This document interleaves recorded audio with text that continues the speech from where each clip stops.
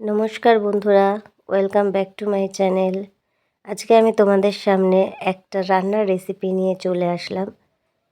ভীষণই সহজ এবং খুবই খেতে সুস্বাদু সর্ষে কাতলা। ভীষণ সিম্পলভাবে এটা রান্না করতে হয়, কিন্তু খেতে দারুণ হয়। তোমরা একবার অবশ্যই ট্রাই করে দেখতে পারো, আশা করি ভালোই লাগবে। চলো দেখাতে থাকে আমি কিভাবে রান্নাটা করছি। তো প্রথমে মাছগুলোকে আমি ধুয়ে নিয়ে নুন হলুদ মাখিয়ে নেব। ভালো করে ধুয়ে নিয়েছি, এবার হলুদ দিয়ে দিয়েছি। এবার স্বাদ মতো একটু নুন দেবো, হালকা একটু নুনটা আমি দিই যাতে মাছের মধ্যে নুনগুলো ঢোকে এবং খেতে খুব ভালো লাগে। তো নুনটা আমি এখানে দিয়ে নিলাম, দিয়ে এবার নুন হলুদটা ভালো করে আমি মাখিয়ে নেব।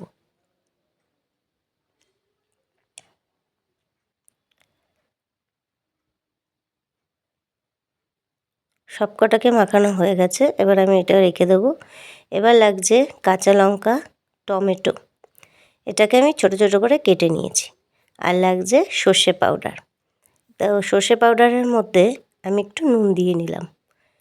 তারপরে উষ্ণ গরম জল দিয়ে এটাকে আমি পেস্ট করে নেব। বেশি একটা গরম করব না, সামান্য উষ্ণ গরম দিয়ে এটাকে আমি পেস্ট করে রেখে দেবো।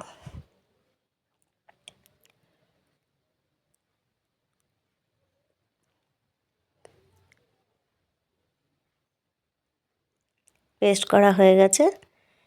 এবার আমি এদিকে কড়াইতে তেল দিয়ে দিয়েছি। এবার একে একে আমি মাছগুলোকে ভেজে নেব।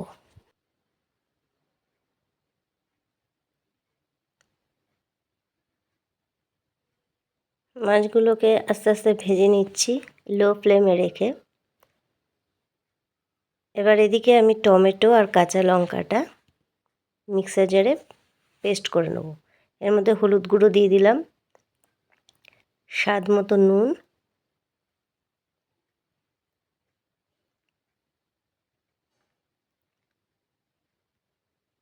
আর দিয়ে দিলাম 1 টেবিল চামচ জিরের গুঁড়ো, যাতে ফ্লেভারটা একটু ভালো আসে।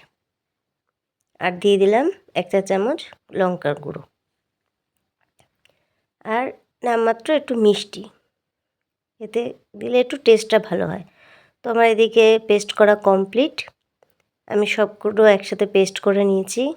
ওদিকে আমার মাছ ভাজাও হয়ে গেছে। এবার আমি তেলের মধ্যে 2টো শুকনো লঙ্কা ফোড়ন দিয়ে দিলাম। আমি প্রত্যেকটা রান্নাতেই শুকনো লঙ্কা ফোড়নটা দিই, এটা আমার মাস্ট। কেন জানি না, আমার শুকনো লঙ্কা ফোড়নটা দিতে ভীষণই ভালো লাগে, আর গন্ধটাও ভীষণ ভালো আসে। এবার আমি দিয়ে দিলাম কালো জিরে। শুকনো লঙ্কা আর কালো জিরের যে গন্ধটা, অসাধারণ। এবার আমি যে মশলা বাটাটা করেছিলাম সেটা আমি এর মধ্যে দিয়ে দিলাম।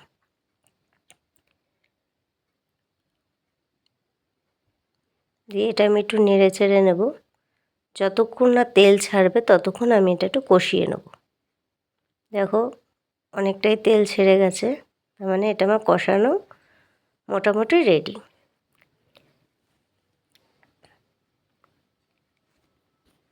এবারে আমি 2 চামচ সর্ষে বাটা, যেটা আমি বেটে রেখেছিলাম সর্ষে পাউডার, সেটা আমি 2 চামচ এর মধ্যে দিয়ে দিলাম। দিয়ে এটা একটু কষিয়ে নেব। কষানো মোটামুটি হয়ে গেছে, তেলও ছেড়ে দিয়েছে।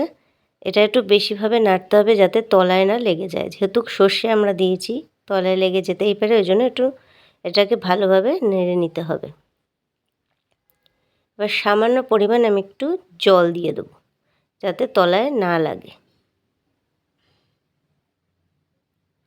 এটা একটু নেড়ে নিলাম, একটু কষিয়ে নিলাম। এবার পরিমাণ মতো আমি জলের মধ্যে দিয়ে দেবো। বেশি একটা জল দেবো না, যাতে বেশি পাতলা না হয়, এটা যেহেতু সর্ষে কাতলা। এবার আমি এর মধ্যে সর্ষের পেস্টটা দিয়ে দিলাম। এবার সর্ষেটা দিয়ে একটু ভালো করে আমি এটাকে নেড়ে নিলাম। এবার আমি এটাকে ফুটতে দেবো। ভালোভাবে ফুটে গেছে। এবার আমি একে একে এর মধ্যে মাছগুলোকে দিয়ে দেবো। এই মাছ দিতে দিতে তোমাদের সাথে একটা কথা আমি বলিনি, সেটা এখন বলে নিচ্ছি। আমার এই ভিডিওটা যদি তোমাদের ভালো লেগে থাকে তো একটা সাবস্ক্রাইব করো, একটা লাইক দিও, আর অল নোটিফিকেশান অন করে দিও যদি ভালো লেগে থাকে। তো চলো, আমাদের মোটামুটি মাছের সর্ষে কাতলা মোটামুটি ভালোভাবে রেডি হয়ে গেছে। তোমরা একবার অবশ্যই এইভাবে ট্রাই করে দেখো, আশা করি খারাপ লাগবে না, ভালোই লাগবে। তোমরা অবশ্যই জানিও এটা কেমন লাগলো। এবার আমি মোটামুটি হয়ে গেছে। এবার নামানোর আগে আমি একটু কাঁচা তেল দিয়ে দিলাম। কাঁচা তেল দিয়ে দিলে ভীষণই ভালো লাগে খাবার সময়। একটা কাঁচা যে তেলের যে ঝাঁঝ, সেটা খুব সর্ষের মধ্যে দিলে ভালো লাগে। তোমরা অতি অবশ্যই ট্রাই করো। চলো টাটা, আবার তোমাদের সামনে কোনো রেসিপি নিয়ে আবার হাজির হব।